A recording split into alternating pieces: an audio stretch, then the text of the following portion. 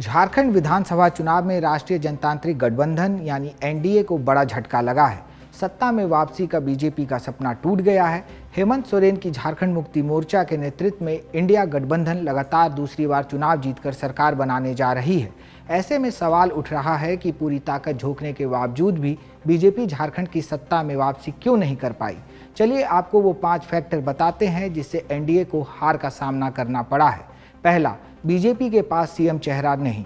झारखंड विधानसभा चुनाव में भारतीय जनता पार्टी अपने पुराने बिना किसी मुख्यमंत्री चेहरे वाले फॉर्मूले पर चुनाव में उतरी थी। पार्टी का ये दांव पिछले कुछ चुनावों में चला लेकिन झारखंड में फेल साबित हुआ है। दूसरी तरफ इंडिया गठबंधन प्रदेश के कद्दावर आदिवासी नेताओं में से एक और मौजूदा मुख्यमंत्री हेमंत सोरेन के नाम पर सियासी रण में उतरी थी। जानकारों की माने तो बीजेपी में कोई सीएम फेस नहीं होने की वजह से पार्टी को नुकसान हुआ है। ऐसा नहीं है कि बीजेपी के पास कोई बड़ा आदिवासी नेता नहीं है। बाबूलाल मरांडी, अर्जुन मुंडा और चंपाई सोरेन पार्टी के साथ हैं।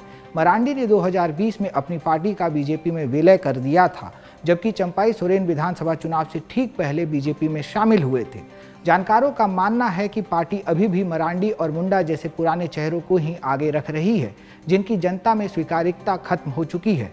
अर्जुन मुंडा तो इस साल हुए लोकसभा चुनाव में भी हार गए थे। वहीं मरांडी ने आदिवासियों के लिए आरक्षित सीट छोड़कर अनारक्षित सीट से चुनाव लड़ा।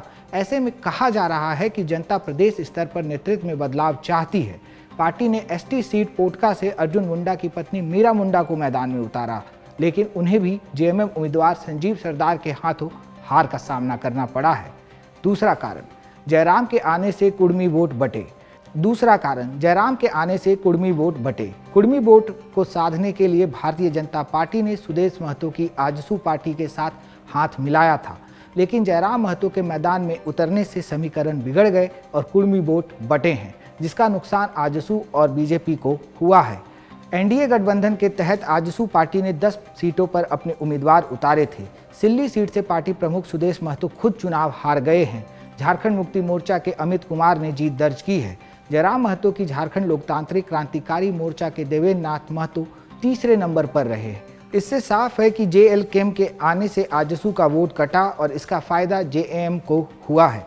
बता दें कि जयराम महतो ने प्रदेश की 81 में से 71 सीटों पर अपने उम्मीदवार उतारे हैं। डुमरी सीट से खुद जयराम ने करीब 10,000 वोटों से जीत दर्ज की है। तीसरा, घुसपैठ मुद्दा और बटेंगे तो कटेंगे नारों से हुआ नुकसान। विधानसभा चुनाव में भारतीय जनता पार्टी ने आदिवासियों और गैर आदिवासियों को हिंदू के रूप में एकजुट करने के लिए बटेंगे तो कटेंगे, एक हैं तो सेफ हैं जैसे नारे दिए थे।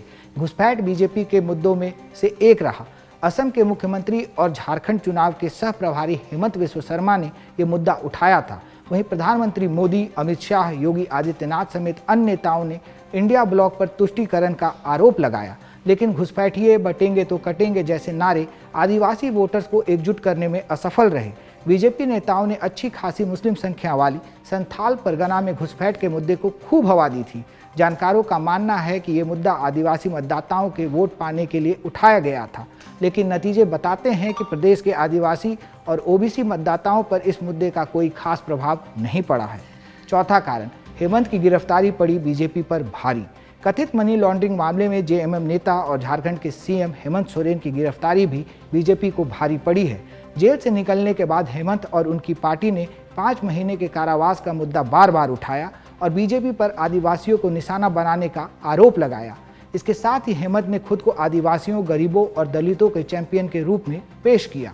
हेमंत की यह रणनीति काम आई और वो आदिवासी वोटर्स को इमोशनली जोड़ने में सफल रहे। वहीं बीजेपी इसका काट नहीं ढूंढ पाई। हेमंत के साथ वोटर्स की सहानुभूति होने से एंटी इनकम्बेंसी फैक्टर भी खत्म हो गया। पांचवा कारण, स्थानीय नेताओं पर कम भरोसा। बीजेपी ने शिवराज सिंह चौहान को चुनाव प्रभारी नियुक्त किया, वहीं हेमंता विश्व शर्मा को सह प्रभारी बनाया। स्थानीय नेताओं को साइडलाइन कर पूरी कमान केंद्रीय नेतृत्व के हाथ में थी। टिकट वितरण से लेकर प्रचार की कमान हेमंता और शिवराज संभाल रहे थे। कहा जा रहा है कि चुनाव के दौरान बाहरी नेताओं का ज़्यादा हस्तक्षेप था। इन सब वजहों से स्थानीय नेता अपने क्षेत्र तक ही सीमित रह गए। लोकल नेताओं पर कम भरोसा होने की वजह से पार्टी कार्यकर्ताओं में भी असमंजस की स्थिति बन गई। नतीजों के बाद यह माना जा रहा है कि इस वजह से भी पार्टी को नुकसान हुआ है। झारखंड चुनाव से जुड़े तमाम अपडेट्स के लिए बने रहिए क्विंट हिंदी के साथ।